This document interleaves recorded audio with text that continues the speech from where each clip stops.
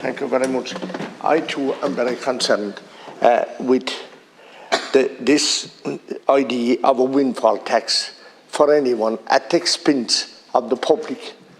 We here are the guardians of the public, and you and your government are driving people into the hands of these energy providers, and they're making 4 times the profit that they need to make.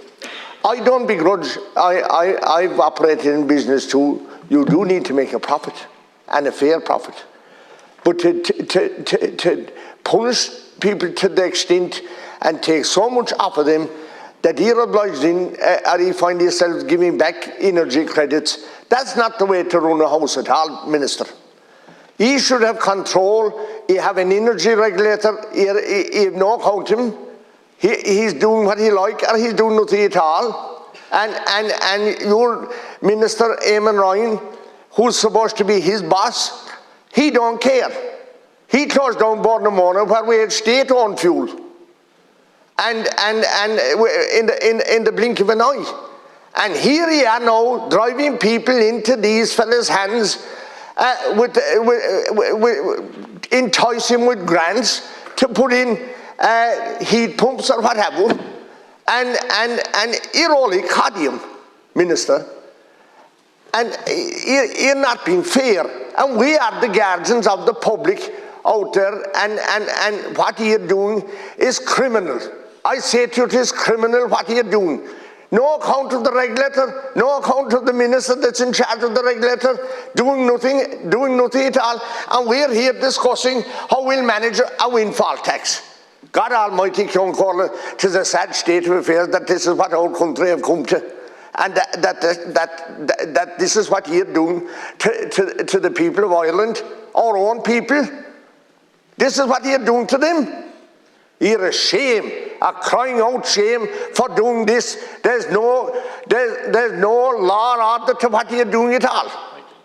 And I'm asking you this late stage to cop on and put some rein on these energy regulators. You're going to grant aid more of them, but you're going to paralyse the people by getting them to pay whatever these providers, energy providers, whatever number they think of. And no account of this is criminal, Minister. I'm asking you to rethink what you do.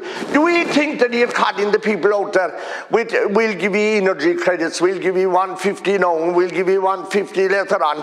And there's a pile of small businesses closing.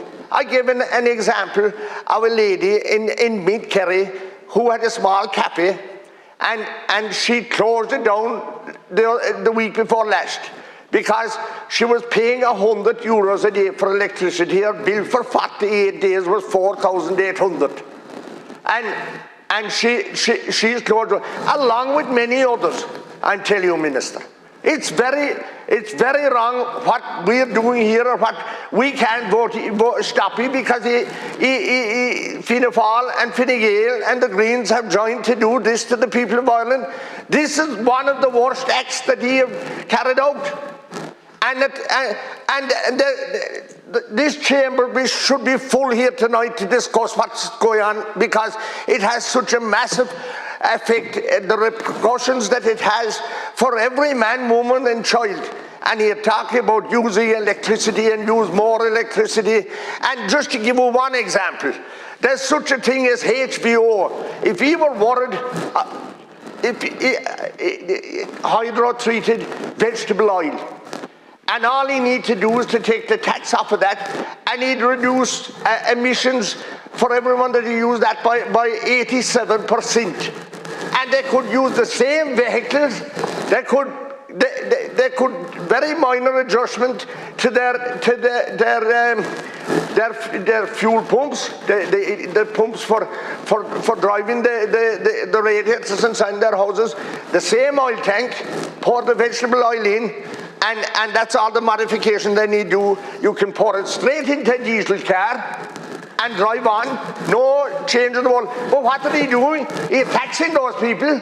You're taxing those people, and it's more expensive to buy the hydro-treated vegetable oil than it is to buy the fossil fuels that's coming from Iran or wherever it is coming from, or all the other parts of the world. You're ignoring that fact. I say to you, you have no scruples at all, and you talk about carbon tax. It must be carbon tax and pay more carbon tax. That's all you've done, is charge the people, drive them into the ground, and here we are tonight discussing how to manage the windfall tax. God Almighty, it is a shame and a disgrace what you're at. And I say again, this chamber should be full, because this is the most serious happening that's going on in our time and in my time here in Dáil. Thank you, Councillor Corley, because I'm very vexed about this. Well, that's clear. You're terrible hard on poor Minister Eamon Ryan. You're dead nuts on him altogether. He's handling the people, Councillor Corley. Right. Anyway, he's handling the people of Ireland, and he'll get his answer along with the lads that brought him on board. Oh Lord. Sorry, I shouldn't have provoked. I shouldn't have provoked you. No. I suppose. Thank you very much. We're all clear. Thank you very much, deputies, for your contributions, and I want to thank Deputy Whitmore for tabling this amendment. The cap on market revenues, including the hedging arrangements that are pertaining to it, are going to apply as per the Council regulation, which is the 1st of December 2022 to the 30th of June 2023, and it's not going to be extended beyond this time frame. The Department received legal advice with regards to applying the cap beyond these dates. And that legal advice advised that where the state departs from the regulation, that those aspects will be more vulnerable to legal challenge on the grounds of retrospectivity and interference with constitutional rights, including property rights. The Commission decided not to extend the cap on market revenues, and they decided this based on by citing concerns for regulatory uncertainty, for incentives for new investment, high administration costs, reduced production by generators, and potential interference with electricity market design. And those concerns would have then been brought to the Council of Ministers.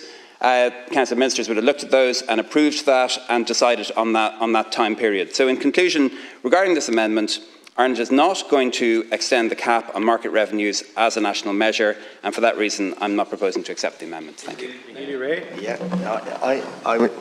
I'm in support of the cap as well, even as the ridiculous thing what the cap is about. It shouldn't be happening at all, but at least put some reins on these people, or if we don't, worse and worse the thing will get. And there must be oversight, and there must be some law to rein these people in, and put, in effect, put manners on them, ensure that there's rules there to go on, instead of giving them an open book going forward, and then he'll be trying something else down the road when it is too late, and when there's no account to be. Minister? Referring then to Deputy McGrath, who's worried that this bill doesn't capture profits from large companies. In fact, this is the second windfall bill. The first bill has been enacted in July. The first bill, which applied to fossil fuel oil and gas reserves and to oil refineries, has already collected €167 million in revenue from very large companies. This bill will apply to those who are generating electricity, generally very wealthy and large companies as well, and it is expected to collect, between the two bills, we expect to collect up to €600 million over the period of 2 years, which is a sizable amount of money, and all of that money is ring-fenced for redistribution towards energy consumers in a targeted way, is what it says in the law. So we have to redistribute the money that we collect. It is a windfall tax based on unfair profits earned by these companies, and the money legally has to be then ring-fenced and redistributed to those customers who overpaid for their power in the first place. So in that sense, it is a very fair and redistributive tax. Thank you.